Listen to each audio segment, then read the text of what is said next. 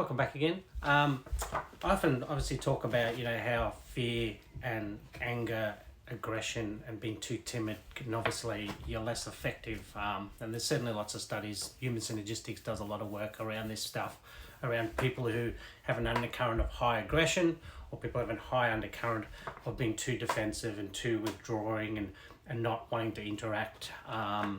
They tend to be less effective, not just at the workplace, but also in their own lives. Their health is actually lower. They're not as effective interpersonally and with tasks as well. So it's really important that when we're thinking about those things and wanting to be more effective as an individual at work and an individual, with your family and interacting with other people, that you understand that you don't want a defensive mechanism to be the dominating factor in terms of your own personality and how you interact. One of the key things I run when I run team stuff specifically is how we interact with other people.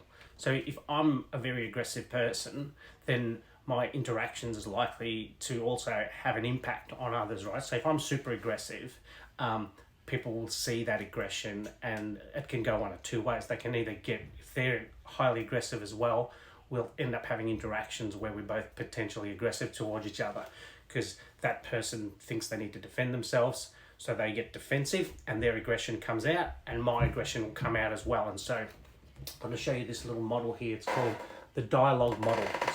It's from a book called Crucial Conversations and How to Have Them. And these authors do an amazing job. There's also two really good articles that they wrote.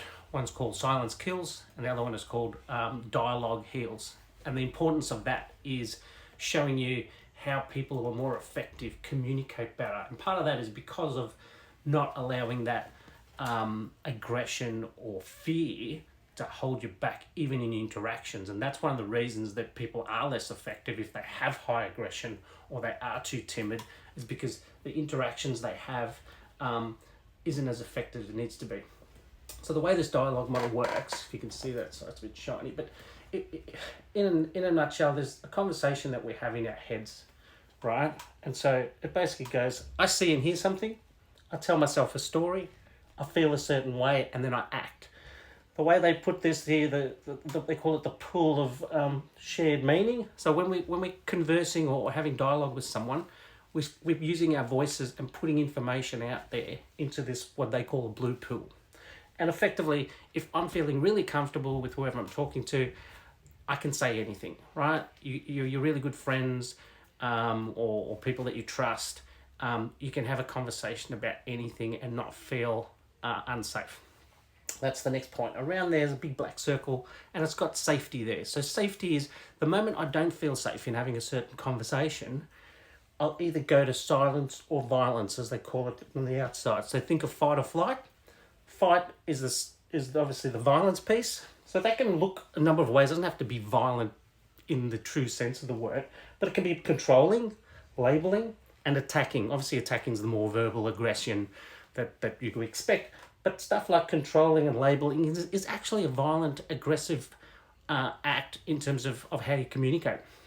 So this is about communication, right? So if I'm feeling attacked and I'm quite an aggressive person, I've got that, what I call that red brain aggressive response, I'm more likely to come out on the attack, or I'm more likely to call someone an idiot or say something in an aggressive tone. And so effectively, I'm actually taking some people's safety away because they're feeling attacked because I'm aggressive towards them.